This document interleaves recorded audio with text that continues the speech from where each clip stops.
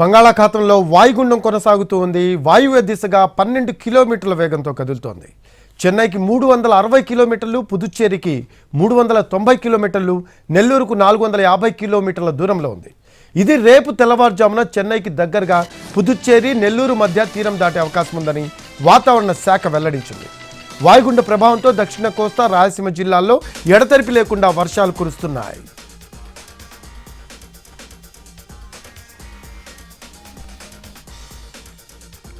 నెల్లూరు జిల్లాను భారీ వర్షాలు ముంచెత్తుతున్నాయి. కుండపోత వానలకు నల్లవాగు ఉధృతంగా ప్రవహిస్తోంది. చేజర్ల, తూర్పు కొంబంపాడు మధ్య రాకపోకలు నిలిచిపోయాయి. సంగం బ్యారేజీకి భారీగా వరద పోటెత్తడంతో 12 గేట్లు ఎత్తారు. మర్రిపాడు చెరువు నిండు కుండలా మారడంతో గండిపడే ప్రమాదం ఉంది. ఆత్మకూరులో భారీగా వర్షం కురుస్తుండటంతో కోలగట్ల, పీర్లగుడిపాడు, కరటంపాడులో పునరావాస కేంద్రాలు ఏర్పాటు చేశారు. జలదంకిలో రికార్డు స్థాయిలో 40 సెంటీమీటర్ల వర్షపాతం నమోదైంది.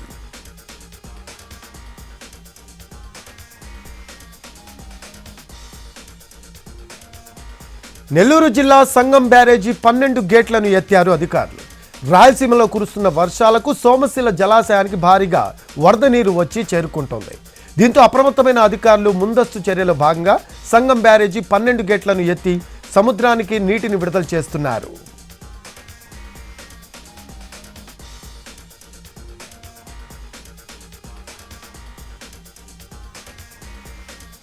వాయుగుండం ప్రభావంతో ప్రకాశం జిల్లాలో భారీ వర్షాలు కురుస్తున్నాయి. వాగులు, వంకలు పొంగి పొర్లుతున్నాయి. నాగులుప్పాడులో చదలవాడ వద్ద రామన్న చెరువు కట్ట తెగింది. దీంతో ఒంగోలు, దిగమర్రు జాతీయ రహదారిపైకి భారీగా వరద నీరు వచ్చి చేరింది. హైవేపై, రోడ్డుపై 3 అడుగుల మేర వరద నీరు ప్రవహిస్తోంది. దీంతో వాహనాలను దారి మళ్లిస్తున్నారు.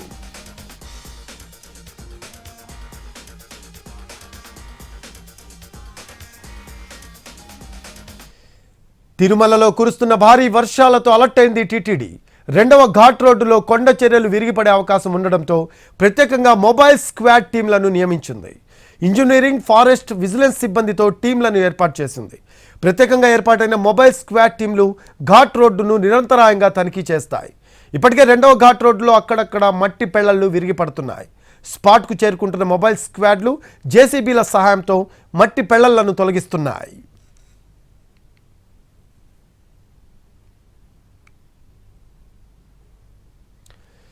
అల్పపీడనం ప్రభావంతో 2 రోజులుగా భారీగా కురుస్తున్న వర్షాలకు తిరుపతి జిల్లా సూళ్లూరుపేట సమీపంలోని పులికాట్ సరస్సుకు పెద్ద ఎత్తున వరద నీరు వచ్చి చేరుతోంది.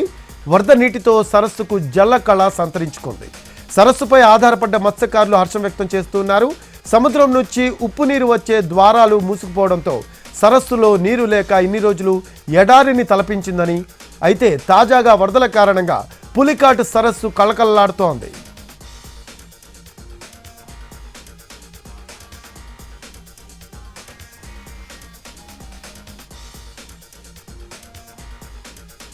నాగార్జున సాగర్ ప్రాజెక్టుకు వరద కొనసాగుతోంది. దీంతో ప్రాజెక్టు 4 గేట్లు ఎత్తి 32,400 క్యూసెక్కుల నీటిని దిగువకు విడుదల చేశారు అధికారులు.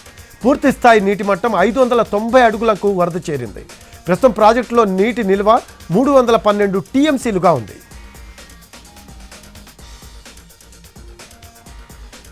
బెంగళూరులో వర్షాలు దంచి కొడుతున్నాయి.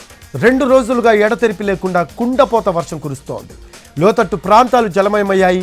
రోడ్లపైకి నీరు వచ్చి చేరడంతో వాహనాల రాకపోకలకు అంతరాయం ఏర్పడుతోంది. ఈదురుగాలుల ధాటికి చెట్ల కొమ్మలు విరిగిపడ్డాయి. బృహత్ బెంగళూరు మహానగర పాలిట పరిధిలోని ఈస్ట్, నార్త్, సౌత్ జోన్లలో వర్ష ప్రభావం తీవ్రంగా ఉంది. Bommasandra, Seshadripuram, Rajarajeshwari Nagar, Rajaji Nagar, Gandhinagar, Shantinagar, Yelahanka, HAL, Yeshwanthpur, HMT layout, అలాగే హెచ్ఎస్ఆర్ లేఅవుట్ ప్రాంతాల్లో భారీ వర్షం కురిసింది. భారీ వర్షాల నేపథ్యంలో బెంగళూరు సిటీకి ఆరెంజ్ అలర్ట్ జారీ చేశారు. విద్యా సంస్థలకు సెలవు ప్రకటించారు. మరోవైపు వర్షాల ధాటికి ఉష్ణోగ్రతలు భారీగా పడిపోయాయి. చలి మొదలైంది. మంగళవారం రాత్రి కనిష్ట ఉష్ణోగ్రత 19 డిగ్రీలుగా నమోదైంది. ఇదే తరహా పరిస్థితులు ఇంకో 3 రోజుల వరకు ఉండొచ్చని భారత వాతావరణ కేంద్రం తెలిపింది.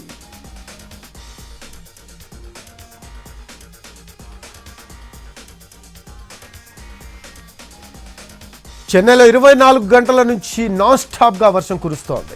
ఎడతెరిపి లేకుండా కురుస్తున్న వర్షాలకు లోతట్టు ప్రాంతాలు జలమయమయ్యాయి. చెన్నై, తిరువళ్ళూరు, చెంగల్పట్టు, కాంచీపురం జిల్లాలకు రెడ్ అలర్ట్ జారీ చేశారు. భారీ వర్షాలు కురుస్తాయి అన్న వాతావరణ శాఖ సమాచారంతో ముందస్తు చర్యలు చేపట్టారు అధికారులు. 4 జిల్లాల్లో విద్యా సంస్థలు, ప్రభుత్వ ఆఫీసులకు సెలవు ప్రకటించారు. 11 సబ్వేలు మూసివేశారు. మెట్రో ట్రైన్ సాయంత్రం వరకు తాత్కాలికంగా రద్దు చేశారు అధికారులు. సహాయక చర్యల కోసం పనిచేస్తూ ఉన్నారు 16,000 మంది వాలంటీర్లు. బాధితుల కోసం 980 పునరావాస కేంద్రాలను ఏర్పాటు చేశారు. మరోవైపు లోతట్టు ప్రాంతాల్లో రెస్క్యూ ఆపరేషన్ కొనసాగుతోంది. వేలచేరిలో వేలాది ఇళ్లు నీట మునిగాయి.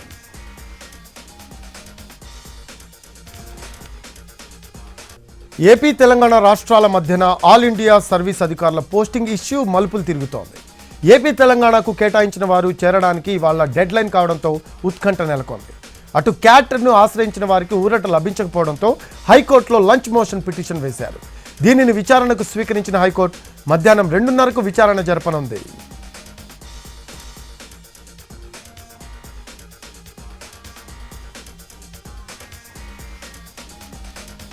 సీఎం చంద్రబాబు అధ్యక్షతన కేబినెట్ సమావేశమైంది. పలు కీలకమైన ప్రతిపాదనలు, పాలసీలపై మంత్రివర్గం చర్చిస్తోంది. వరద ప్రభావిత ప్రాంతాల్లో రుణాల రీస్కెడ్యూల్లో స్టాంపు డ్యూటీ, రిజిస్ట్రేషన్ ఫీజుల మినహాయింపుపై ఓ నిర్ణయం తీసుకునే అవకాశం ఉంది. ఈ మధ్య తీసుకున్న చెత్త పన్ను రద్దు ప్రతిపాదనపై లోతుగా చర్చించి నిర్ణయం తీసుకోనుంది. 13 కొత్త మున్సిపాలిటీల్లో 190 కొత్త పోస్టుల భర్తీ ప్రతిపాదనపై కూడా చర్చిస్తూ ఉంది. ఇక దేవాలయాల పాలక మండళ్ల నియామకంలో చట్ట సవరణ కేబినెట్ ముందుకు రానుంది. పాలక మండలిలో సభ్యుల సంఖ్యను 15 నుంచి 17కు పెంచే ప్రతిపాదన, 2 బ్రాహ్మణులను తీసుకోవడంపై కూడా నిర్ణయం తీసుకుంటుంది. మరో కీలకమైన ఎన్నికల హామీల్లోని 3 ఉచిత సిలిండర్ల స్కీమ్కు నిర్ణయం తీసుకోనుంది.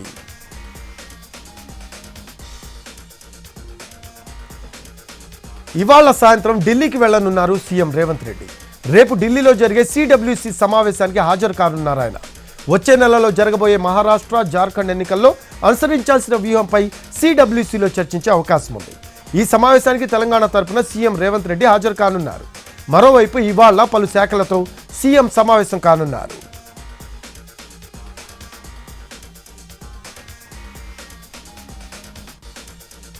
తెలంగాణ భవన్లో బీఆర్ఎస్ ఎమ్మెల్యేలు, ఎమ్మెల్సీలు సమావేశమయ్యారు.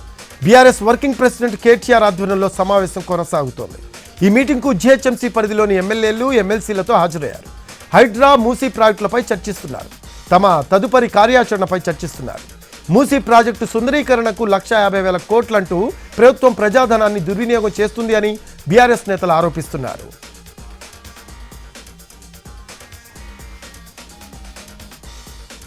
తెలంగాణ ఉన్నత విద్యా మండలి చైర్మన్గా ప్రొఫెసర్ బాలకృష్ణారెడ్డిని నియమిస్తూ ప్రభుత్వం ఉత్తర్వులు జారీ చేసింది.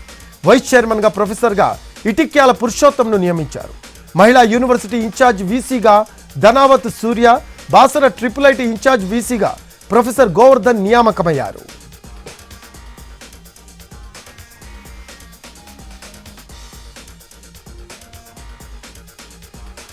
తూర్పుగోదావరి జిల్లాలో మళ్లీ ఉచిత ఇసుక పంపిణీ విధానాన్ని పునరుద్ధరించారు. 4 నెలలుగా మూతపడిన ఇసుక ర్యాంపులు ఇవాళ తెరుచుకున్నాయి. ఇసుక రాకతో భవన నిర్మాణ కార్మికులు కష్టాలు తీరనున్నాయి. జిల్లా వ్యాప్తంగా 14 ఇసుక ర్యాంపులకు గ్రీన్ సిగ్నల్ ఇచ్చారు. దీంతో ఉచిత ఇసుక పంపిణీ గాదర్ జిల్లాలో జోరుగా సాగుతోంది. ఉచిత ఇసుక పంపిణీకి సంబంధించి ప్రస్తుతం అయితే పంపిణీ కొనసాగుతూ ఉంది.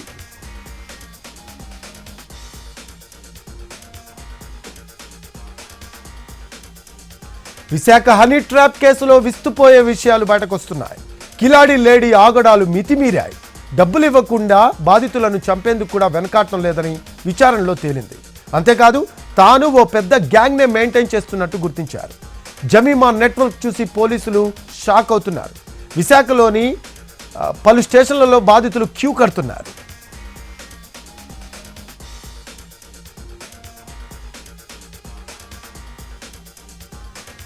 విజయవాడ సూర్యారావుపేటలో ప్రమాదం త్రుటిలో తప్పింది. మహిళా శిశు సంక్షేమ శాఖ బిల్డింగ్ గోడ కుప్పకూలింది. గోడ పక్కన పార్క్ చేసిన పలు వాహనాలు ధ్వంసమయ్యాయి. రాత్రి వేళ కావడం, కార్లలో ఎవరూ లేకపోవడంతో ముప్పు తప్పింది.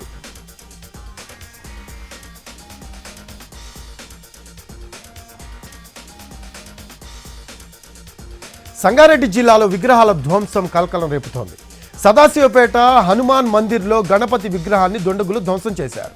ఉదయం పరిస్థితిని గమనించిన ఆలయ సిబ్బంది పోలీసులకు సమాచారం ఇచ్చారు. స్పాట్ను పరిశీలించిన పోలీసులు దర్యాప్తు చేస్తున్నారు.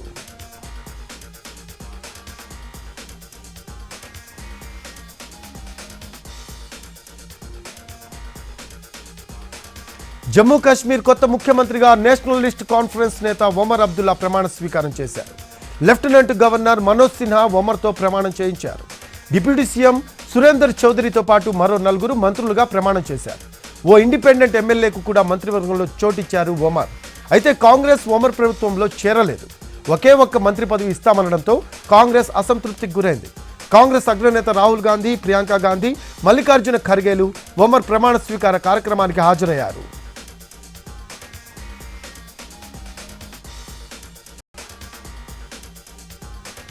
ఇజ్రాయెల్ అంబాసిడర్ రూవెన్ అజర్ సతీ సమేతంగా అయోధ్య బలరాముణ్ణి దర్శించుకున్నారు. భారత సంస్కృతిని మూలాల నుంచి తెలుసుకోవడం ముఖ్యమన్నారు అజర్. భవ్య రామ మందిర దర్శనం మాకు దక్కిన గౌరవమని అన్నారు. భక్తి బలమిస్తుందని అందుకే ఇక్కడికి వచ్చామని అన్నారు ఇజ్రాయెల్ అంబాసిడర్.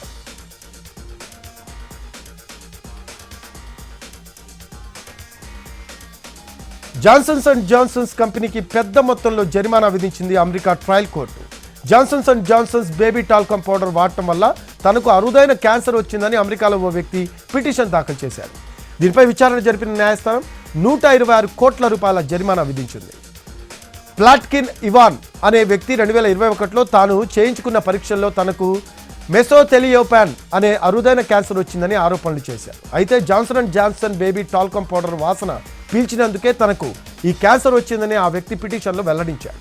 ఈ పిటిషన్పై పెయిర్ఫీల్డ్ కౌంటీ అలాగే కనెక్టికట్ సుపీరియర్ కోర్టు విచారణ జరిపింది. అనంతరం బాధితుడికి 126 కోట్ల రూపాయల పరిహారంతో పాటు అదనపు ఖర్చులు సైతం చెల్లించాలని తీర్పిచ్చింది. ఈ తీర్పుపై Johnsons and Johnsons company vice president Eric Haas స్పందించారు. కేసును సంబంధించిన వాస్తవాలను వినకుండా ట్రయల్ జడ్జి తీర్పిచ్చారని ఆరోపించారు. దీనిపై తాము పోరాడతామన్నారు.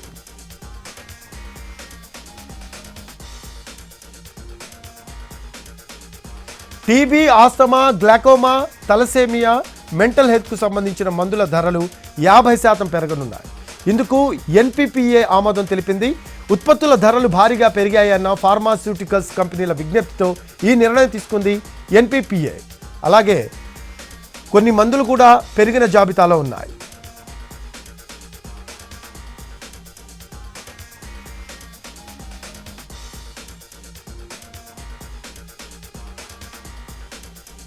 బంగారం ధరలు భగ్గుమంటున్నాయి. పెళ్లిళ్ల సీజన్ కావడంతో వినియోగదారులకు షాక్ ఇస్తున్నాయి. హైదరాబాద్ బులియన్ మార్కెట్లో తులం బంగారం ధర 78,000కు చేరింది.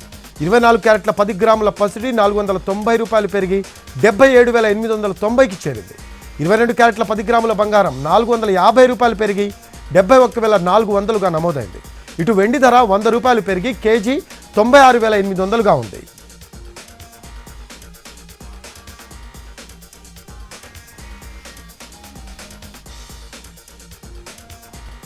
బాలకృష్ణ అఖండకు సీక్వెల్గా వస్తున్న అఖండ 2 తాండవం షూటింగ్ ఘనంగా ప్రారంభమైంది. బాలకృష్ణ కూతురు బ్రాహ్మణి తొలి క్లాప్ కొట్టారు. డైరెక్టర్ బోయపాటి శ్రీను యాక్షన్ అనగానే బాలకృష్ణ తొలి డైలాగ్ చెప్పారు. అఖండలో నటించిన ప్రజ్ఞా జైస్వాల్ ఇందులోనూ అవకాశం దక్కించుకున్నారు.